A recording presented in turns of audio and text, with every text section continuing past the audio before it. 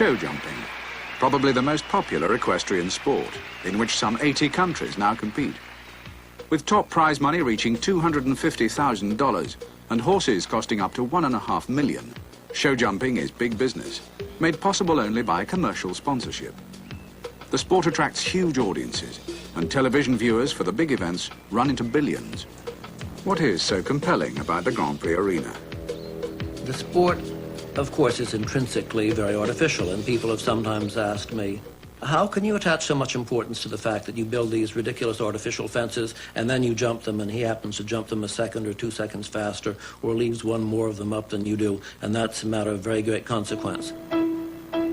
Well, every sport is more or less artificial, and there's an endless fascination in the complex collaboration between the man and the horse. You have two different talents, two bodies, two temperaments, two different experiences with life. And of course, on the big day, you both have to synchronize absolutely perfectly. I can get up on the right side of my bed, but my horse has to get up on the right side of his stall as well. Bill Steinkraus, individual gold medalist for the United States in 1968, and now chairman of the US equestrian team, has played a major role in helping America to rise to the forefront of this sport, and he is now recognized as a world authority on show jumping. Matz, one of today's leading competitors who has won 4 gold medals in the Pan American Games, as well as a World Cup final, owes his early successes to his relationship with the brilliant Jet Run. Now he is building another strong partnership with Chef. Welcome from Pennsylvania, superstar rider Michael Matz and Chef. What exactly makes for a winning partnership? Chef is a small horse. He's a little bit over 16 hands. Every time he goes in the ring, the fences are over his head. He's a horse that has a lot of courage. He has that little bit of fight in him that I think that makes him a good horse.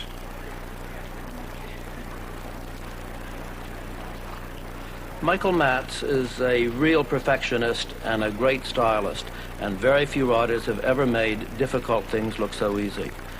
In fact, sometimes people are disappointed the first time they watch him because they can't see him really doing anything, and they very rarely realize how fast he's going. But that's his art. He's still regulating every stride and every takeoff, but he's doing it all so skillfully that it seems to be just inevitable.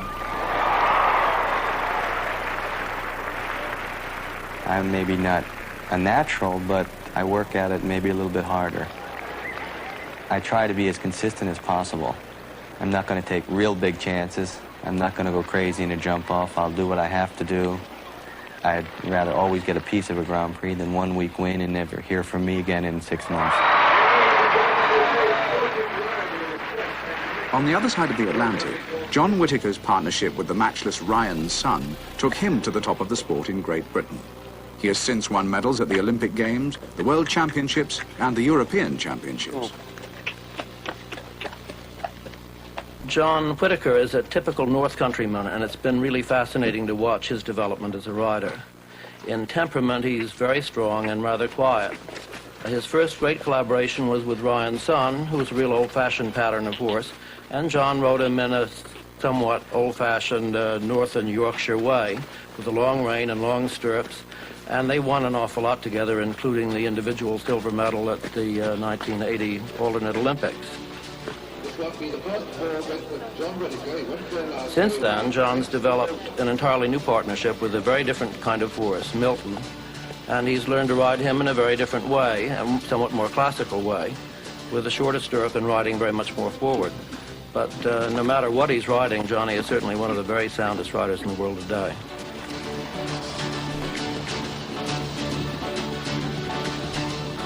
Over in Germany, always a leading nation in this sport, few riders have had more success than Paul Schuckemöhle, 3 times European champion and 5 times German national champion. He is especially well known for his partnership with the brilliant but unconventional Deister. I know him quite well, how he reacts and so on, and well, he would try to jump fences, I believe for sure, which he couldn't jump if I would ask to. I believe he probably knows a little bit when it's important, when not, because he realized how I'm reacting, if I take the job serious or not. By far the most individualistic of the world-class riders today is Paul Schuckemöhle. Paul's favorite horse, Deister, is also sort of quirky. Sometimes Deister is twisting one way and Paul seems to be twisting the other to counterbalance him, and the result is unconventional, to say the very least. But they suit each other perfectly, and they've compiled a remarkable record in the major competitions.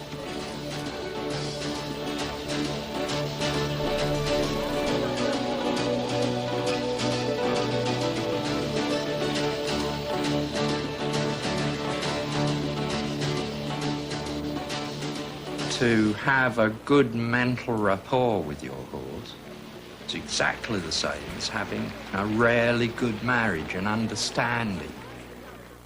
You know when to throw your hat through the door or not. You know when you can make a noise or not.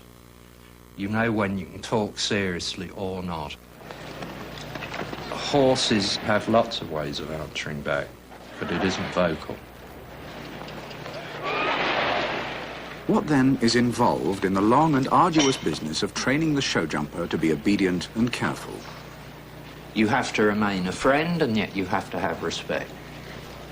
You can't do nasty things of abuse, but you can put horses in the way of making little mistakes so that they're careful for themselves.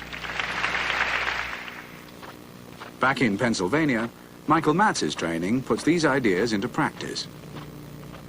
You can't make somebody something that they aren't. You're not going to make me a Carl Lewis, because I can't run very fast.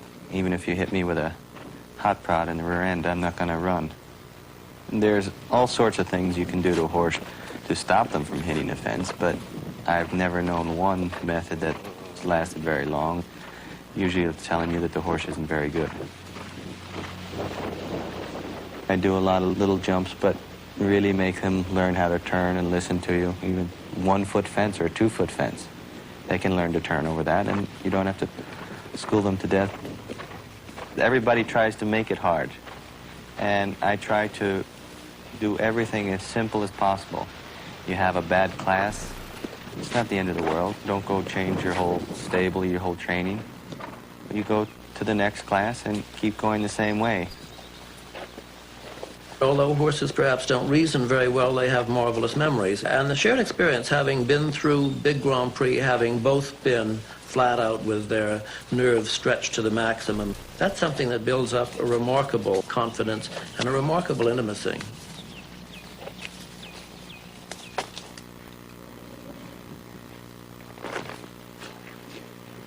I would say that the average jumper would spend 2 or 3 years just learning his craft, learning to jump straightforward courses. And then he has to spend a couple of years going around the world, seeing different venues, seeing different variations of difficult courses. If you overmatch him early in his career, for sure he never makes the top. The true foundation for jumping performance is the horse's obedience and suppleness on the flat. Riders like Michael Matz take enormous pains with their flat work. They teach the horse to do all sorts of different things, to bend, lengthen, shorten, turn very sharply while still keeping perfect balance. And Michael spends much more time on the flat work than he does in actually jumping fences. The reason, of course, is that the real art of show jumping lies in riding the approach. And I would say that most knockdowns come from a fault during the approach rather than some defect in jumping technique or jumping form itself.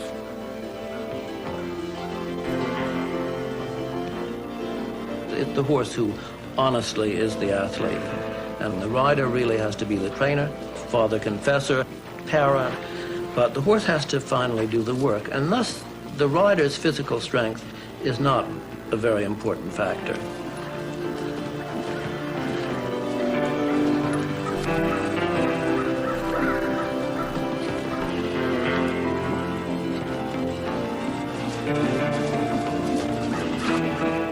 Jumper is a very delicate mixture of chicken and bravery.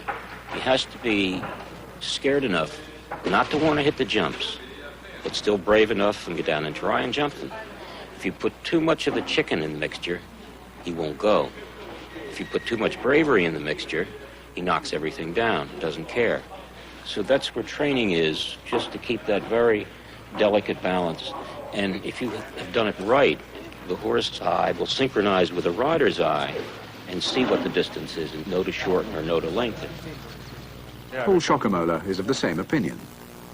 There are so many different things a horse has to have as a show jumper. They have to have scope, they have to be brave, but they have to be careful as well. Brave and careful. That's a very difficult thing together. The flat work in Paul's yard is mostly seen to by other riders, because Paul has so many other businesses to run. One of the ways in which his system differs from those of other riders is that every horse in the yard will spend 2 to 3 hours per day on the horse walker, as well as being ridden.